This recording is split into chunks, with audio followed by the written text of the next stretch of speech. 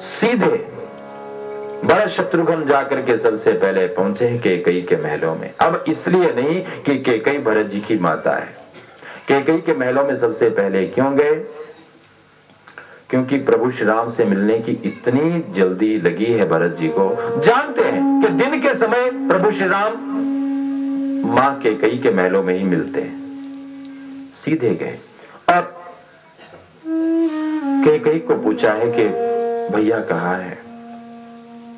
भरत जी का आगमन सुना तो आरती की थाली सजा के एकदम दरवाजे पे आई है कैकेयी। आरती उतारी, तिलक किया, माला पहनाए।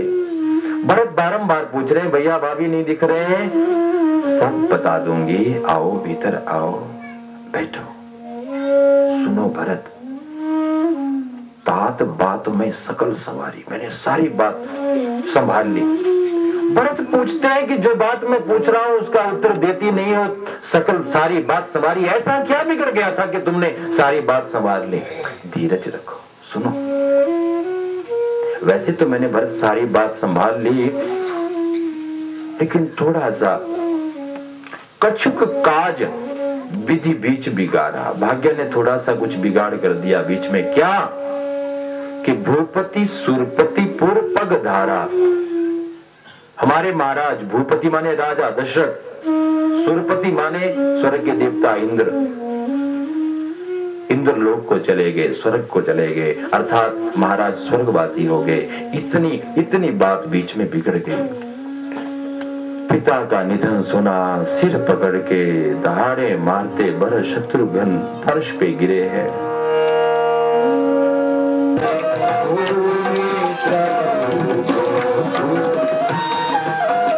कैसे हो गया पिताश्री का स्वर्गवास?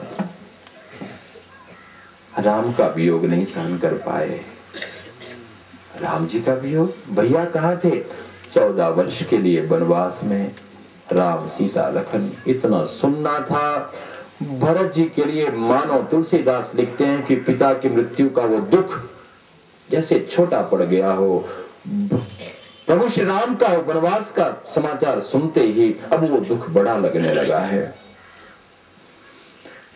कैकेयी संभाल रही है, लेकिन भरत का तो रूप ही बदल रहा है। आंखें लाल लाल हो रही है, दांत पिस रहे हैं, मुट्ठियां कस रही है, माता को घूरते जा रहे हैं। कैकेयी कहती है, मेरे लाल अब छोड़ो इस दुख को, शोक को त्यागो, अब राजगादी को संभालो। भरत ऐसे देख रहे हैं कैकेयी को जैसे कच्चा चबा जाएंगे। शब्द नहीं मिल रहे कि क्या कहूं। अंतर में क्रोध इतना, आक्रोश इतना। अंत में शब्द फूटे हैं ऐसे जैसे ज्वालामुखी निकला हो भरत जी के मुख से।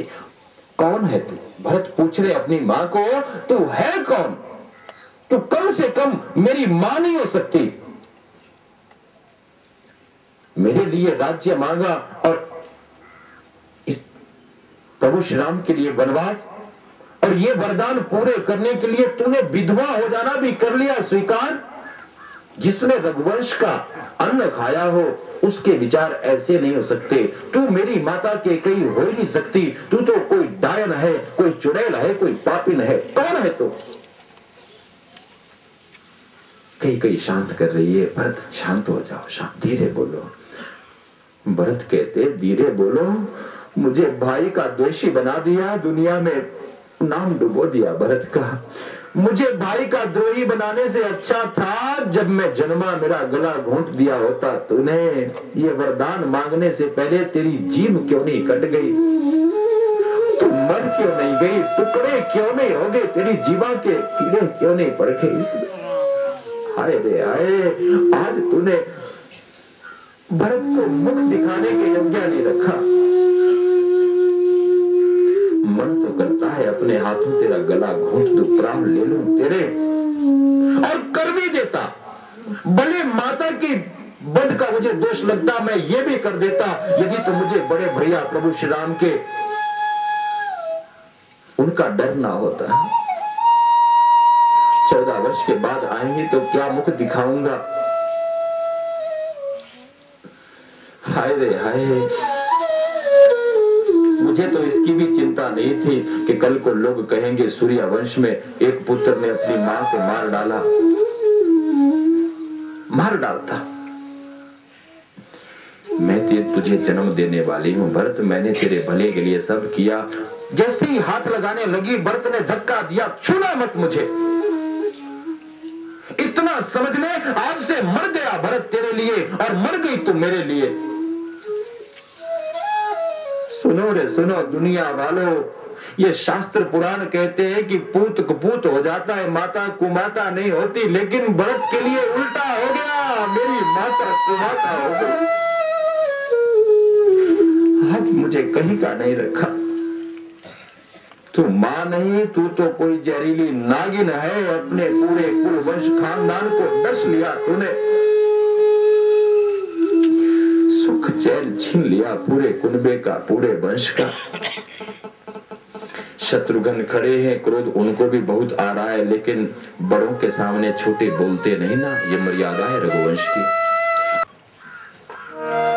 तेही अवसर कुबोरी तह पाई, तेही अवसर कुबोरी तह पाई, बसन विभूषण विविध बराई, बसन विभूषण विविध। खूब साज सिंगार सजे हैं, गहने गांठे। कैकेयी ने बहुत माल मत्ता दिया था मंथरा को, कुबड़ा शरीर,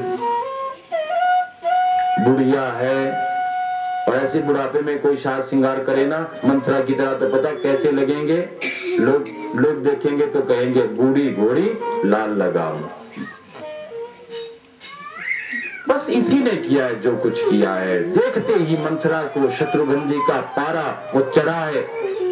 और तुलसीदास लिखते हैं, होगी लात तकी कुबर मारा, उछल करके ऐसी लात मारी है शत्रुघ्न जी ने, कुबड़ टूटे वो फूट कपारू, गिरी है धरती पे मुख के बल, सिर फट गया, कुबड़ टूट गया, और मुख के दांत दो चार जो बच रहे थे वो भी सब टूट गए हैं, रक्त बह रहा है। दलित दसम, दसम कहते हैं दांतों को, मुख रुधिर प्रचारू, और मुख से रुधिर रक्त निकल रहा है। रोने लगी मंथरा कि कर भला वो बुरा, मैंने क्या किया था, अच्छा किया और ये बदला दिया मुझे। शत्रुघ्न कहते अभी कहाँ हुआ बदला, लगे घसीटन धरी धरी चोटी, चोटी से पकड़ा है, जैसे कोई आंगन में बुहारी लगाता है ना, झाड़ू लगाता है, पूरे कक्ष में घुमाने लगे हैं और रोती जा रही है मंथरा, मर गई मर गई मर गई। शत्रु भरत जी ने देखा संत है भरत, दया आ गई। संत का स्वभाव कैसा कि जो अपने साथ बुरा भी करे उसका भी दुख नहीं देख सकते। छुड़ाया है मंथरा को। भरत कहते हैं शत्रुघ्न छोड़ो इसे और चलो चलो मां कौशल्या के पास चलते हैं। कैकेयी ने रोकना चाहा, मत जा भरत मत जा। भरत कहते हैं हट हट जा मेरे मार्ग से, मुझे जाने दे उस दुखियारी के पास कि तुझ नागिन ने जिस कौशल्या का सब कुछ छीन लिया है सुख चैन, मैं जाना चाहता हूँ, वही मेरी असली माँ है। बोली सच्चिदानंद भगवान की, सोने वालों की भी। जो रोते बिलखते भरत चरणों में, शत्रुघ्न चरणों में कौशल्या के, लेकिन कौशल्या का ध्यान ही नहीं, पता नहीं किन विचारों में खोई है। वो तो सुमित्रा महारानी ने कंधों से पकड़ के हिलाया कि दीदी दीदी भरत आया है, हमारा भरत आया है। तब ध्यान हुआ कौशल्या का। भरत पूछ रहे माँ ये क्या हो गया, रो मत मेरे लाल, उठ भरत उठ। भरत हाथ जोड़ करके, कथा आती है कि दोनों हाथ कौशल्या माता के चरणों के नीचे और माथा टिकाए चरणों के ऊपर अपने आंसुओं से मां के चरण धुलाते हुए भरत विनती कर रहे हैं, मां ये सब कैसे हो गया। रो मत भरत, पता नहीं तेरी कौशल्या माता ने बहुत बहुत पाप किए होंगे पिछले जन्मों में, उन्हीं का बदला मिला है। उठ उठ, धीरज रख भरत, उठ।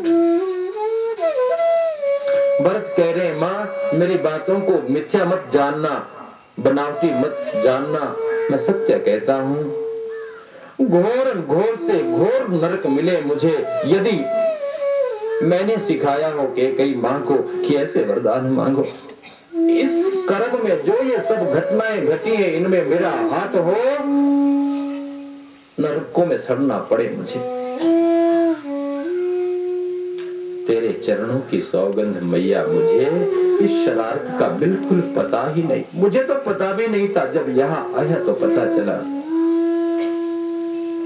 कौशल्या ने उठाया भरत को, कलेजे से लगाया। भरत, तू भी मेरी बातों को झूठ मत समझना, ईमानदारी से कह रही है कौशल्या कि तेरा दर्शन हुआ ना, तू ननिहाल से लौट के आया तो मुझे ऐसा लगा कि मेरा राम ही लौट आया हो। मुझे लगा कि जैसे मेरा राम वन में गया ही नहीं। बाकी तुझे दोष देने की जहां तक बात है,